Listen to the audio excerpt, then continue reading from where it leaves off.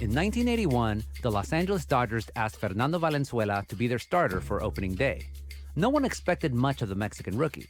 He wore big glasses, had a belly, and didn't even speak English. But Valenzuela won that day with a dominating performance. And won again. And again. He ended up earning the National League Cy Young Award, that goes to the best pitcher each season, and the Rookie of the Year trophy. And the Dodgers won their first World Series in 16 years. But more than just baseball, Fernando Valenzuela uncorked a full-fledged revolution. Even if you don't like sports, even if you're a Yankees fan, hell, even if you're a Giants fan from San Francisco, you know all about the legacy of Valenzuela's magical year from so long ago. And you gotta call it by this name, Fernandomania.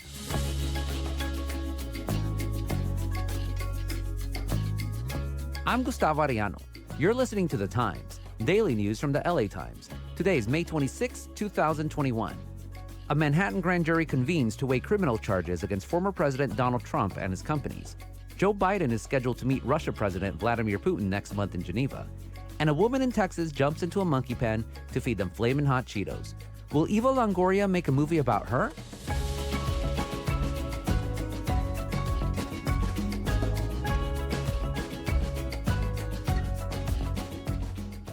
Baseball, Los Angeles, Latinos, sports. None have ever been the same since Valenzuela dominated batters 4 decades ago.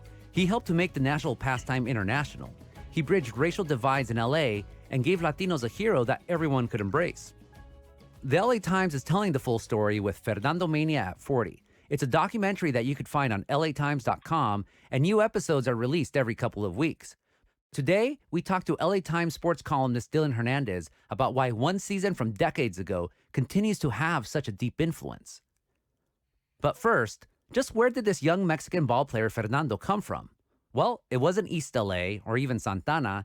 It was Northwest Mexico, a little town called Echoaquila. By the time Fernando was a young teenager, says Dylan Hernandez, the baseball scouts were taking notice.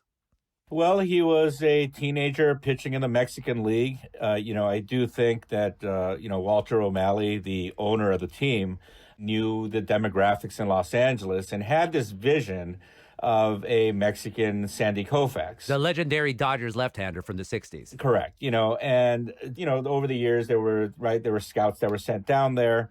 Word came back about this 17-year-old left-handed pitcher. Here's Valenzuela in his own words from the Fernandomania at 40 documentary. So almost 16 years old, that's when I signed my first professional contract. And from that point, I told myself, well, now it's a career. It's not just for fun. The scout down there, Corito Verona, sent word back to O'Malley about, hey, you might want to take a look at this guy. He was, again, at that point, he's just kind of a prospect, right? 17 years old, they signed him. A couple years later, he's in the big leagues. People talk about the Fernandomania being 1981, but, you talk to some people that will argue that it really started in the fall of 1980 when he was called up at the end of the 1980 regular season and pitched in relief a couple of times.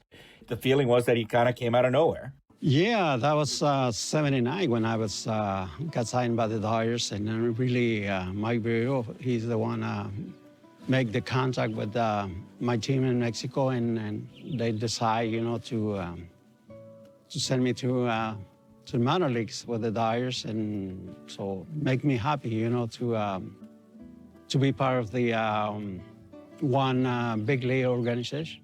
So Fernando, here's this Mexican rookie. He gets to the Dodgers. As you said, he pitches a couple games at the end of the 1980 season, becomes full-time in 81, and he immediately dominates baseball. How historic was his performance that year? He won, his first 7 starts, is it? I think out of those, 6 complete games or something, and the other one was like an extra inning game where he did go 9. It really was about performance, and he was really that dominant. He came with a screwball, which is a pitch that's kind of used less and less, and I'm not really sure if anybody even throws it today. And the screwball, basically, if you know how to pitch it well, it's almost unhittable. Yeah, and it's really kind of hard to pick up the rotation. And the one thing, is that I think what's a little bit deceptive with Valenzuela is obviously he's a little bit of kind of a heavier set guy. But people that played with him will tell you that this guy was a phenomenal athlete. He was also a very good hitter. He was a very good fielder. And so, yeah, he was able to kind of take this pitch. And really, nobody had any answers for him in that first year. And if you look at those early years and the types of numbers he put up in terms of how many innings he pitched, the workloads were crazy back then compared to what they are right now.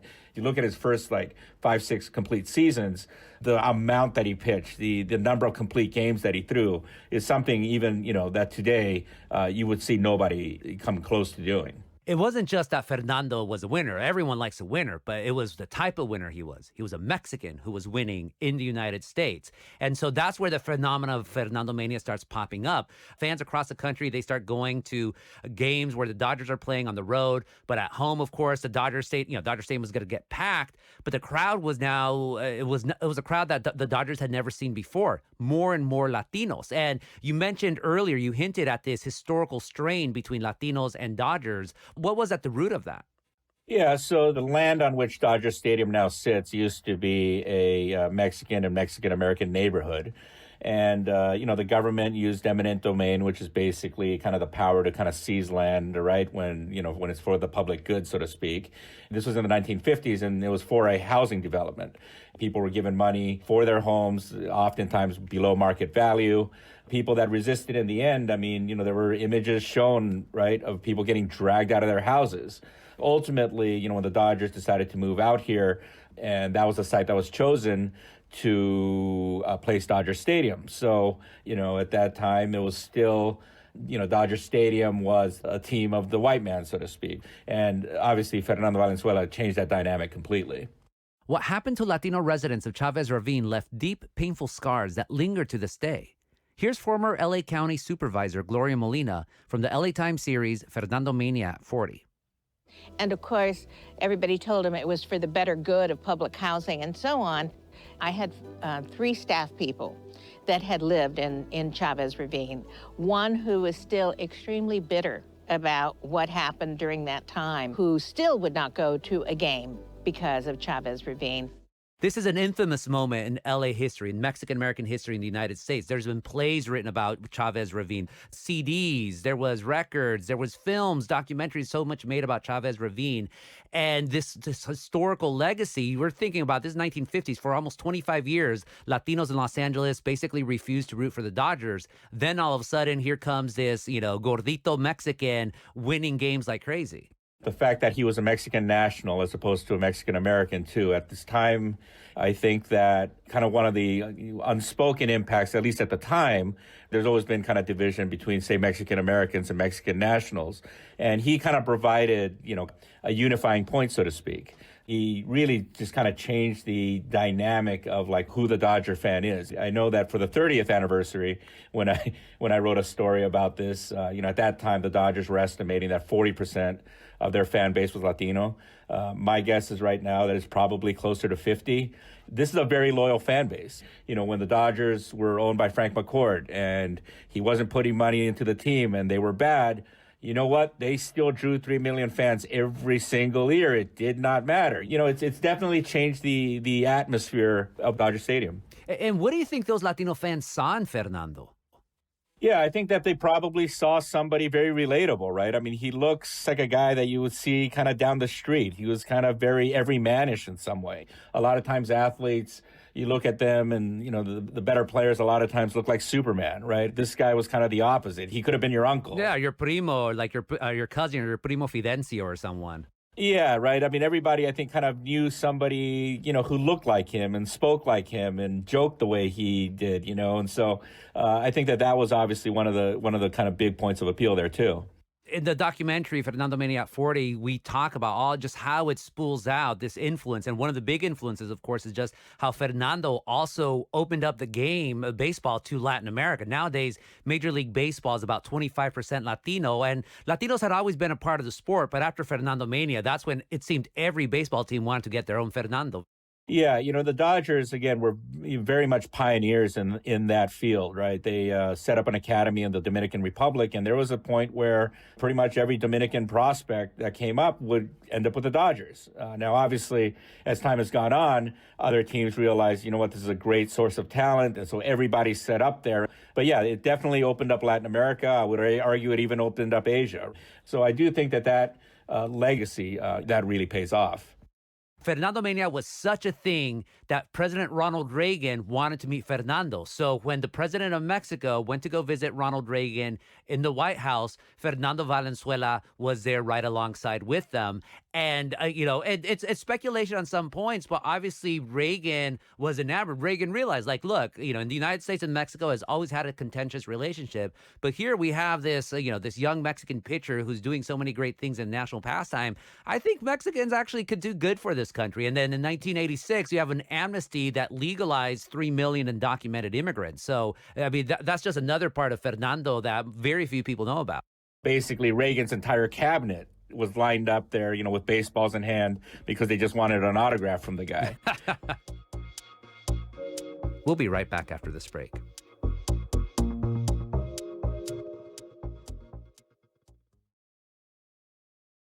Mexican-American kids like me grew up idolizing Fernando. And older guys like actors Danny Trejo and Richard Montoya did too. Montoya wasn't even from LA. He was a young San Francisco Giants fan up in the Bay Area when Fernando began pitching. But he didn't have that NorCal Dodger hate for Fernando like others.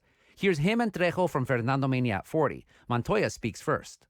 It was like watching Midnight Mass on Christmas Eve, where, it's hushed, sit, nobody talk, nobody move. Today we're pulling for the Mexican with Dodger blue on. But Dad, we have our Giants hats on. Shut up, put those away. It became, you had to go to the game. And literally, when the police would stop you, if Fernando was playing, they wouldn't say, "What are you doing?" They go, "Why aren't you at the park?" Because you were doing something wrong if you weren't at the baseball park. It's first-wave Latino Fernando fans like Trejo and Montoya and their kids who make up a big part of the Dodgers fan base now. Here's my fellow LA Times columnist, Dylan Hernandez. That's kind of that fan base. It's the children of Fernando's fans now have kind of the earning power and have been able to kind of influence, things more, right? The programming is directed more. We have chips now with lime and stuff on them, right? Flaming hot Cheetos. Flaming hot Cheetos, yeah, that's a whole other one, right? But I think you can, when you kind of look at the genesis of all these things, right, you can kind of point back to Fernando Valenzuela as a bit of a turning point there. And you and I are that exact generation, the children of the Fernando's fans. And both of us were too young to remember anything about Fernandomania in 1981, but we were definitely part of, we definitely have memories of Fernando when he was still a really good pitcher for the Dodgers. So how was Fernando received in your family? What were your memories as a kid of Fernando Valenzuela? My dad's from El Salvador, so to be honest, it wasn't the biggest thing.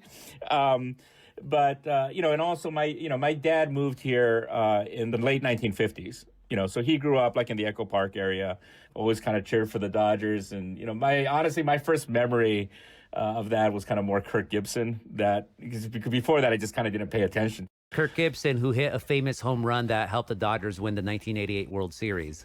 Obviously, I see Fernando at the park all the time. You understand, I think, what people like that did for people like us. And Fernando probably took it to a different level in that people wanted to be him, right? People who weren't Mexican, people who weren't Latino still wanted to be Fernando Valenzuela. And I do think if you go back 40 years, probably it would be unthinkable for a Latino Dodgers beat writer or a columnist at the Times. Whereas now it's just it was nothing, right? I had maybe about a month when I took over the Dodgers beat in 2007 where, maybe the email was kind of a little racist. But after that, right, it's kind of been nothing. I don't think anyone's blinked twice. Right now, Jorge Castillo, who's a Puerto Rican-American guy, is covering the team for us, doing a great job. And again, I don't think that ever really kind of comes up at all. your perspective growing up with Fernando. For me, Fernando was like a god. Like all of us young Mexican American boys, my dad was an immigrant from Mexico, working class. And when like the family would get together, they tell all of us boys, pichea como Fernando, pitch like Fernando. So we would do the whole like put your hands up in the air, look to the sky, try to do a screwball, and have all these contests about him. He was a legend. He was an absolute legend. And I think the reason why my dad liked him so much, again, because my dad looked like him. He was brown. He was working class. He, in a way, the opposite of your dad. He never dressed nice. I mean, his idea of being nice was wearing a big Stetson. Now it was okay. Fernando made it okay for you to be Mexican. Yeah, and again, I think that now, and when you go to the ballpark now too, right, the atmosphere is just completely different. You hear a lot of, Mexican, Latin American music at the ballpark now. So, and you see, I think to this day, just kind of the influence there, and I've always argued, I thought, kind of at the end of every season that the Dodgers probably owe Fernando like a $10 million check or something, right? We forget the bad years that this organization had under the Fox ownership, under the McCourt ownership, when, again, the owners weren't investing money into the team to put the best team out there available. Fernando, I really do think, helped in some ways keep this franchise afloat. Dylan, what's Fernando up to nowadays? I know he's a broadcaster for the Dodgers on television, or is it radio? Well, they're simulcasting now. Starting this season, they started to simulcast. So, they initially brought him on to do radio. Then I think the last couple of years he did TV, and now that they're simulcasting, he's doing both. So, he's been a regular presence at the ballpark now for, I would say, probably the last 20 years or so. He had kind of a ugly breakup, so to speak, with the Dodgers. He was owed, I believe, a bonus of like $2-3 million at one point, had he just made the roster. And right before that, in spring training, when their team was at Vero Beach, he got cut by Tommy Lasorda. And so that led to kind of this estrangement, right? I think he probably felt, look, like I threw like 1 billion innings for you guys. The contracts in baseball weren't in the 80s what they are right now. These guys were not making hundreds of millions of dollars. So I think he, rightfully felt that he was kind of owed something. And so that kind of led to this estrangement. Derek Hall, who at the time was a VP of communications, who now works he's now the president of the Arizona Diamondbacks, reached out to Fernando, brought him back into the fold. And I would argue that, again, that's been one of the big successes for the Dodgers in the last 20 years here. In a lot of the games, they'll pan up to the press box in the broadcast booth where Fernando is. They'll play some music, maybe show a video, and he'll wave to the crowd, and he'll usually get a standing ovation. He's around the park, still very much a beloved figure. Yeah, he has that star power. I mean, my uncle always runs into him at the Montebello golf course just because he loves to play golf. And the nickname in Spanish for him is El Toro, the bull. So they'll say Toro, Toro, Toro, and he'll sign the autographs. Like for all the fame that he had 40 years ago, he still has it today, and he's still very humble about it. Yeah, and I think, one thing that you see a lot with, former ball players or people who used to be in the limelight is that they still are really thirsty for that. The one thing about Fernando and what I like about him is you could tell he's got legitimate confidence, right? This isn't like him pretending to be somebody. There is something different about him that you notice where, if you don't want to talk to him, fine. If you go talk to him, obviously he's very friendly. There's something there inside of him that makes him different, I think, than a lot of former players. And you can understand, I think, when you get to know him, how he was able to accomplish as much as he did, kind of coming out of nowhere and, and excelling at the highest level of the sport. And then the last question, Dylan. Fernando never again reached the heights that he had in 1981. He did have great years for the Dodgers, but toward the end, as you said earlier, he ultimately didn't amount to a big career. The 1981 season had that promise. So nevertheless, in a column that you wrote this spring, you argued that he should be included as part of baseball's Hall of Fame. Oh, absolutely. Because, baseball has inducted people, they're considered like builders of the game, right? So a lot of these commissioners are in. So I just don't understand how Fernando Valenzuela is not in there. I mean, he changed everything, right? I mean, he really, again, the internationalization of the game. And I would argue, again, that Fernando really kind of opened that up. I think he changed, again, the trajectory of the Dodgers franchise completely. And so, in my opinion, absolutely he deserves to be in the Hall of Fame. Thank you so much for this interview, Dylan.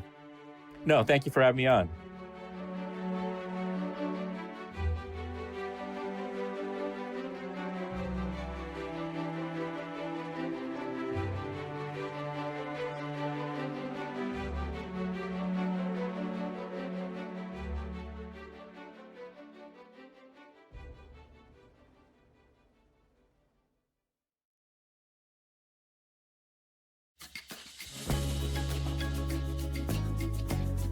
And that's it for this episode of The Times, daily news from the LA Times. Tomorrow, we talk about the movement to preserve Japanese-American concentration camps from World War II. Our show is produced by Shannon Lin, Stephen A. Cuevas, and Denise Guerra. Our executive producer is Abby Fentra-Swanson. Our engineer is Mario Diaz. Our editor is Julia Turner. And our theme music is by Andrew Ipin. I'm Gustavo Arellano. We'll be back tomorrow with all the news and desmadre. Gracias.